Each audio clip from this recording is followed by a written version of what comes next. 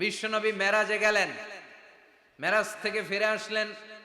বিশ্বনবী বর্ণনা করলেন, আমি বাইতুল মাকদাস দেখেছি মাঝরাতে, লক্ষাধিক নবীকে নিয়ে নামাজের ইমামতি করেছি, 7 আকাশ দেখেছি, আল্লাহর আরশ দেখেছি, আল্লাহর সাথে কথা বলেছি, আবার ফজরের আগেই মক্কায় ফিরে এসেছি। সবাইকে খাইছে খাইছে, মোহাম্মদের মাথার তার ছিঁড়ে গেছে, নাউজুবিল্লাহ পড়ে। আবু জাহেল, উতবা, সাইবা সবাই মিলে একটা সুযোগ পেল, বললো এতদিন আমরা আবু বকররে বুঝাইতে পারি না, আজকে মোহাম্মদ যে গাঞ্জাখুরি কথা বলে এটা বললে আবু বকররে আমাদের দলে নিয়ে আসা যাবে। সবাই সাইয়েদনা আবু বকরের কাছে যায়, যে বলে আবু বকর জানো নাকি তোমার নবী নতুন কথা আমদানি করেছে? কি বলেছে আমার নবী? তোমার নবী বলে মাঝরাতে বাইতুল মাকদাস গিয়েছে। বাইতুল মাকদাসে তখন দ্রুতগামী ঘোড়া দিয়ে ছুটলেও যেতে লাগে 15 দিন। অ্যাবাউট টার্ন কাম ব্যাক, ফিরে আসতে আরো 15 দিন, মোট কয় দিন? 1 মাস, যেতে আসতে 1 মাস।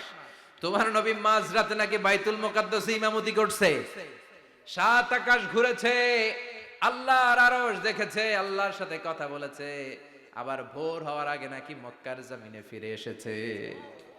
আবু বকর বললেন আসলেই কি আমার নবী এই কথা কইছে?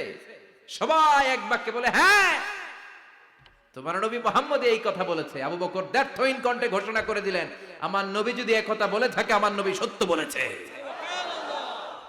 সত্য বলেছে, তিনি কখনো মিথ্যা বলতে পারে? বিশ্বনবী খুশি হয়ে গেলেন, সাইয়েদনা আবু বকরের জন্য দোয়া করে দিলেন, আর বললেন আবু বকর আনতা লাস্তা আবু বকর ফাকাত, আজকে থেকে তুমি শুধু আবু বকর নও, আজকে থেকে তুমি আবু বকর as-সিদ্দিক।